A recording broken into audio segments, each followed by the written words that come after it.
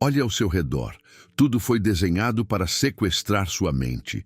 Ícones vermelhos piscando, notificações que gritam, vídeos curtos que cortam seu raciocínio antes que ele amadureça. Somos marionetes de impulsos digitais, reféns de estímulos fragmentados, viciados em recompensas rápidas que nos mantêm mentalmente estéreis. A verdade é cruel. Sua mente foi invadida e você nem percebeu. A maior guerra silenciosa do século XXI não acontece com armas, mas com o aprisionamento da sua mente.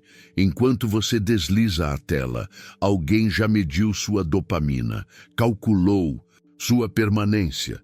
Cada segundo que você cede, um pedaço da sua soberania é arrancado. A escravidão moderna não usa correntes, ela usa distração. Ela te quer calado, disperso, improdutivo, mentalmente entorpecido. Mas aqui está o segredo. Sua mente não foi feita para multitarefas, nem para um fluxo constante de lixo mental. A cada notificação que você não ignora, a cada feed infinito que você percorre, você joga fora fragmentos da sua própria consciência. O que deveria ser espaço sagrado, seu campo interno de construção, reflexão e estratégia, foi transformado num depósito de entulho alheio. Há uma técnica antiga, usada por estoicos e reforçada pela neurociência moderna: esvaziar a mente antes que ela apodreça. Pegar um papel e nele registrar tudo: ansiedades, distrações, ideias.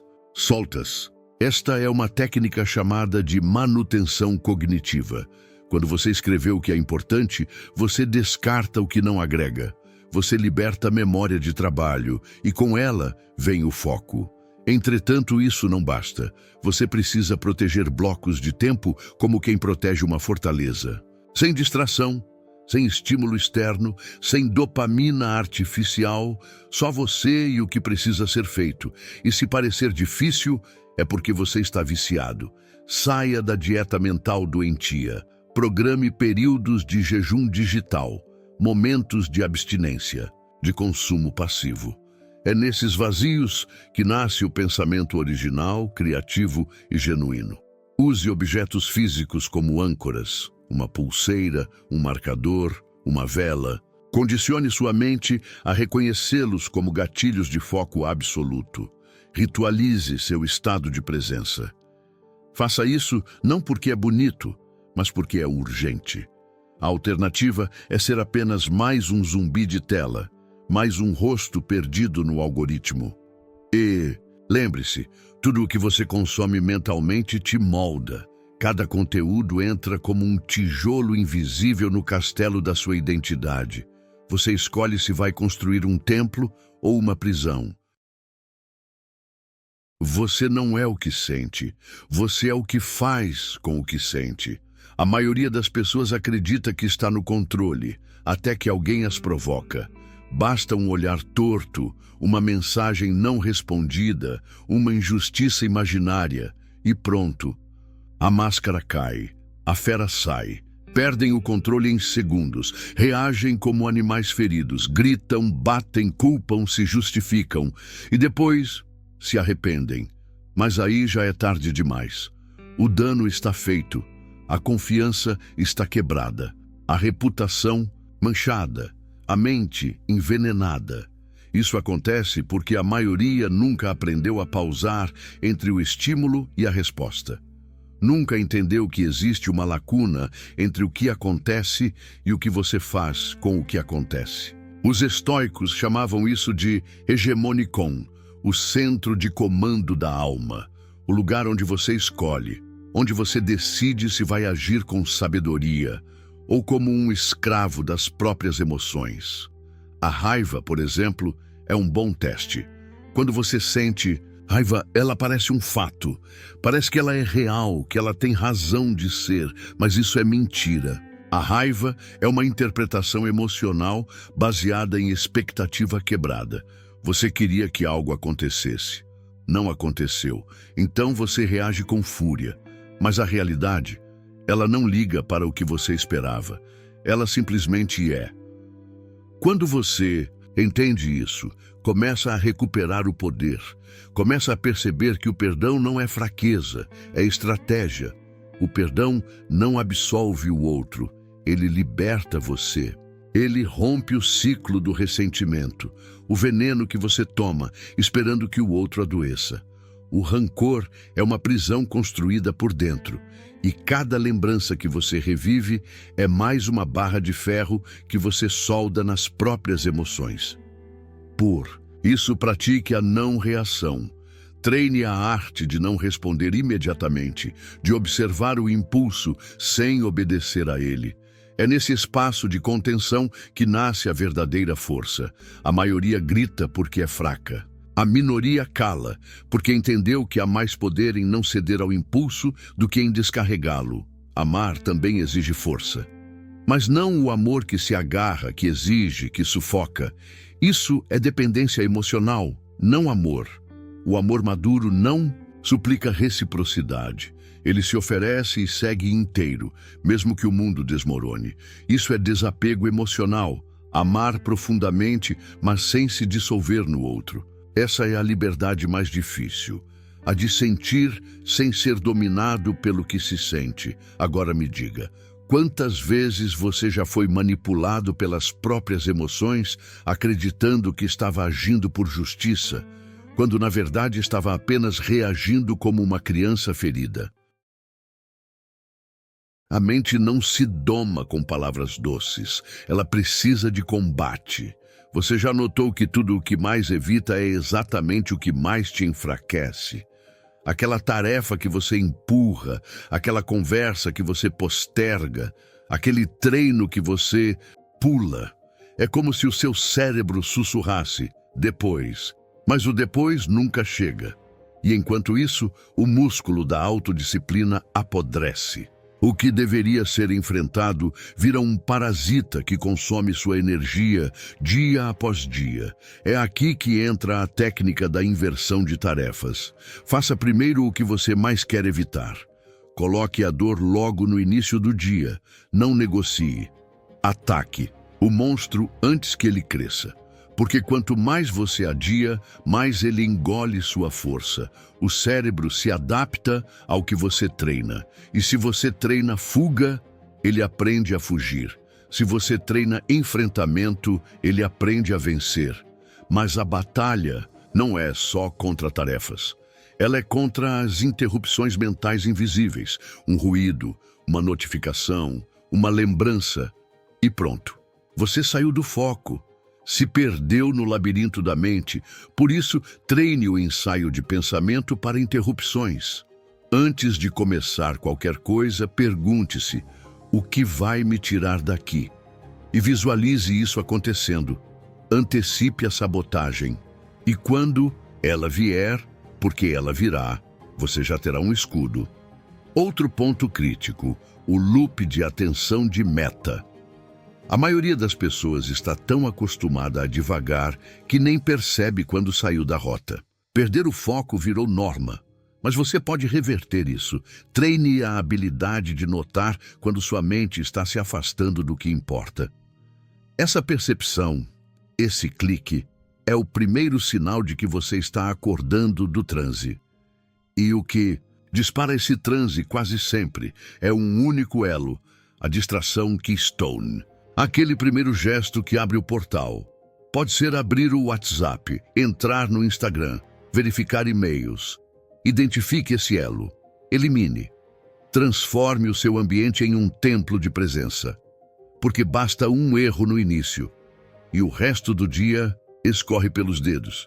E se mesmo assim você for dominado por emoções fortes, raiva, ansiedade, frustração, aplique o processo RIM. Reconheça a emoção. Permita-se senti-la sem censura, investigue de onde ela vem e depois nutra a si mesmo com a resposta que você precisava ouvir. Isso é autocontrole em sua forma mais elevada. Não reprimir, mas redirecionar. Autodisciplina não é sobre punir, é sobre treinar. E treinamento exige dor, mas é uma dor com propósito, a dor que fortalece, a dor que te devolve o controle. O ambiente molda o homem mais do que sua vontade. Você pode ser forte, pode ter disciplina, foco, autocontrole. Mas se o seu ambiente estiver corrompido, ele vai te arrastar para o fundo sem que você perceba. Um celular ao lado, uma TV ligada no quarto, pessoas tóxicas por perto, objetos que te lembram o que já devia ter sido deixado para trás. Cada detalhe ao seu redor está sussurrando comandos invisíveis para o seu cérebro. E se você não controla isso, você será moldado por forças silenciosas, até deixar de ser quem você queria ser. Por isso, a intencionalidade ambiental é uma arma sagrada. Seu quarto não é só um quarto, é uma extensão da sua mente. Sua mesa de trabalho não é só uma mesa, é o palco onde seus sonhos ou fracassam, ou nascem. Comece eliminando os inimigos invisíveis, excesso de estímulos visuais, luzes artificiais, notificações, ruído. Simplicidade é proteção. Minimalismo não é estética, é estratégia de guerra mental. Mas o ambiente externo é só metade do problema. O outro lado é o ambiente emocional. E aí entra um conceito que parece fraco, mas que, quando praticado corretamente, é indestrutível. Limites. Aprenda a dizer não. Aprenda a fechar a porta. Aprenda a não responder. Você não precisa justificar cada escolha. Proteger sua energia não é egoísmo, é sobrevivência. E quando a raiva tentar invadir, quando o ódio bater à porta com promessas de justiça, experimente o que parece ser sua antítese: gratidão e amor. Mas não o amor romântico, nem a gratidão de rede social. Falo de uma gratidão agressiva, de olhar para tudo que já poderia ter dado errado e não deu, de reconhecer o caos ao redor e ver que você ainda está de pé. Isso dissolve o veneno que o mundo joga na sua boca. Agora, escute isso, o silêncio. O que você sente quando não há música, sem vídeo, sem conversa, sem ruído, desconforto, ansiedade, vazio? Pois é aí que mora o seu maior inimigo. A maioria vive para fugir disso, mas os fortes treinam o oposto. Eles fazem da exposição ao silêncio um ritual. Aprendem a tolerar a quietude, porque no vazio aparece o que você é de verdade. E se você encara isso, nada mais te assusta. Por fim, como ensinavam os antigos estoicos, venha ao espelho da consciência toda noite. Pratique a reflexão diária. Pergunte a si mesmo: o que eu fiz hoje que me fortaleceu? O que me enfraqueceu? Anote, corrija, evolua. O crescimento não acontece em explosões. Ele é construído em pequenas revisões feitas com honestidade. O ambiente que você constrói hoje determina o tipo de mente que você vai carregar amanhã. A questão é, você está morando num campo de treinamento ou num campo de distrações? Você está em guerra com o mundo porque ainda não aceitou que o mundo nunca foi seu. A maioria vive se debatendo contra a realidade como se fosse possível mudar as marés com gritos. Sofre porque choveu, porque alguém partiu, porque o mundo não seguiu o roteiro mental que criaram. Mas o universo não se curva aos desejos humanos. Ele não negocia. Ele simplesmente existe. Epicteto dizia: não são as coisas que nos perturbam, mas os julgamentos que fazemos sobre elas. Você perdeu algo? Isso é um fato. Mas achar que isso é o fim do mundo, isso é um julgamento. Foi traído? Isso é um evento. Mas achar que nunca mais será amado, isso é imaginação. Os estoicos treinavam a mente para separar os fatos crus das interpretações emocionais. Fato é faca. Interpretação é veneno. E você decide o quanto vai engolir. Por isso eles praticavam o ritual da premeditatio malorum, a premeditação do pior. Antes de começar o dia, eles se perguntavam: o que pode dar errado hoje? A morte de alguém, um acidente, um insulto, o fracasso de um plano, a perda de tudo. não por pessimismo, mas por preparação. Porque quem antecipa o desconforto não treme quando ele ocorre. Esse exercício não te torna frio, te torna à prova de colapso. E quando pensamentos escuros surgirem, você tem duas opções: alimentá-los ou vigiá-los. Porque se você não controla sua mente vai controlar você. E ela não é gentil. Ela vai te enterrar em loops de medo, vergonha e autodestruição. Disciplina mental não é recitar frases bonitas. É identificar pensamentos sabotadores e esmagá-los antes que criem raízes. O estoico é um exterminador de ilusões. Ele caça as mentiras que surgem dentro dele antes que se tornem comandos de ação. Marco Aurélio, em suas meditações solitárias, não escrevia para o mundo, escrevia para si mesmo. Era um imperador, pedindo controle sobre sua própria alma. Em meio a guerras, traições e morte, ele se sentava para escrever. Você tem poder sobre sua mente, não sobre eventos externos. Perceba isso e encontrará força. Esse é o ponto. O verdadeiro poder não é governar impérios, é governar a si mesmo, em silêncio. Se você não sabe quem é, qualquer distração serve como identidade temporária. A maioria das pessoas anda pelo mundo como um espelho rachado, tentando refletir o que os outros querem ver.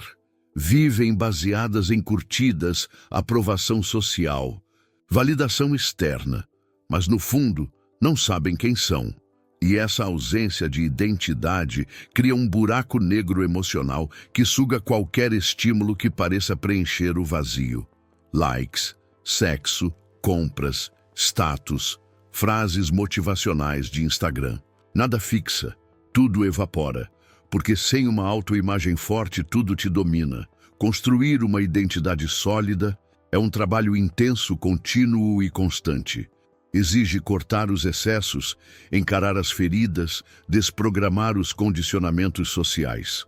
Não se trata de se tornar alguém, mas de lembrar quem você já é quando o ruído desaparece. Isso só é possível com silêncio, com respiração, com pausa intencional. É por isso que os sábios meditam. Não para fugir da realidade, mas para voltar ao centro. Quem não silencia obedece ao caos. E quando você encontra esse centro, começa a ver com clareza algo que poucos enxergam. A dor constante que você sente é falta de propósito. Você está doente de inutilidade. Porque uma mente que não tem uma direção se devora em ciclos de ansiedade e impulsividade. Propósito não é sobre ser feliz. É sobre saber por que continuar mesmo quando está infeliz. É o que te ancora quando tudo quebra. É o que te mantém reto mesmo quando o mundo tenta te curvar. E se você acha que não pode mudar, está preso a rótulos. Sou assim mesmo. Sou impulsivo.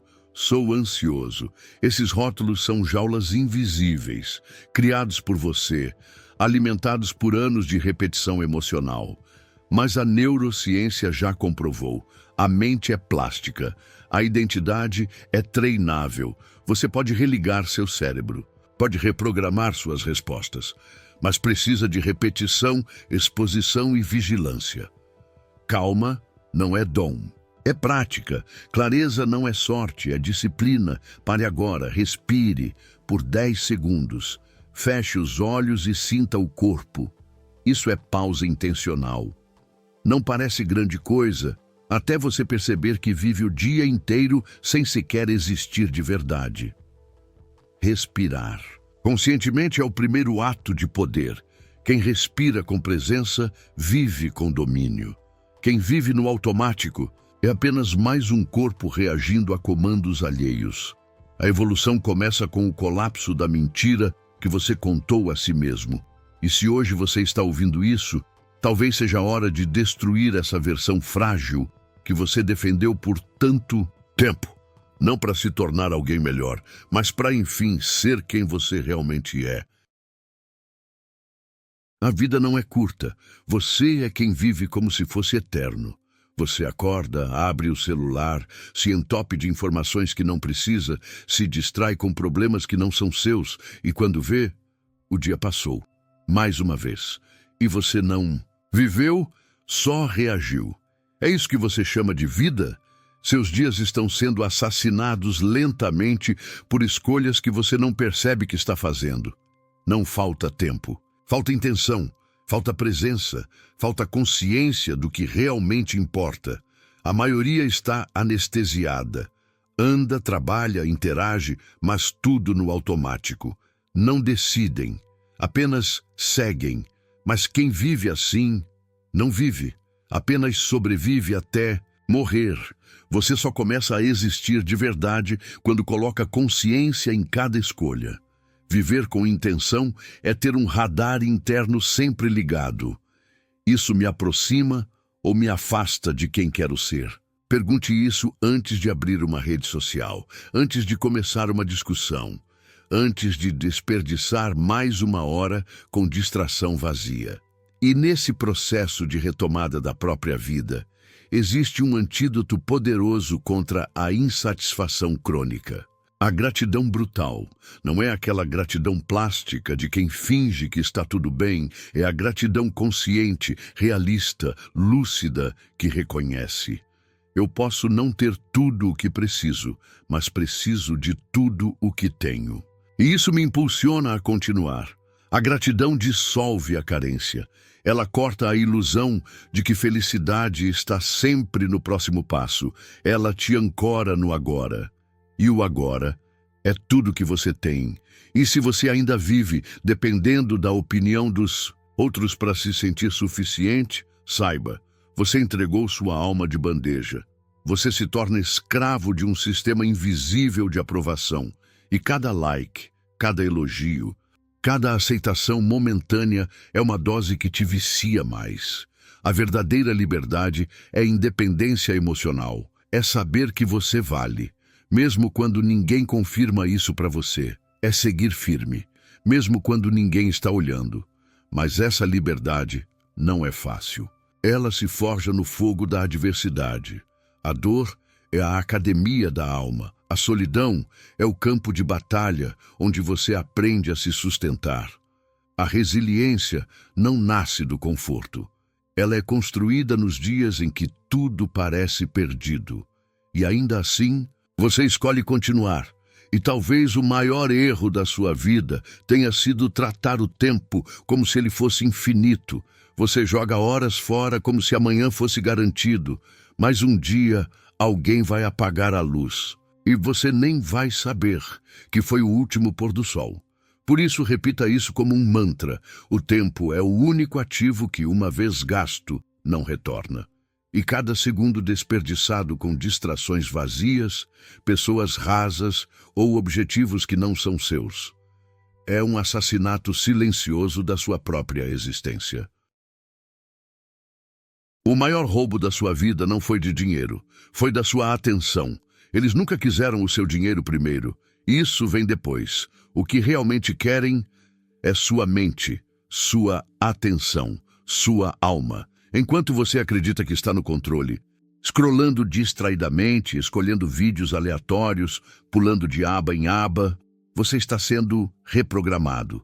Você é o produto. E o pior, está pagando com o que tem de mais precioso, a sua consciência.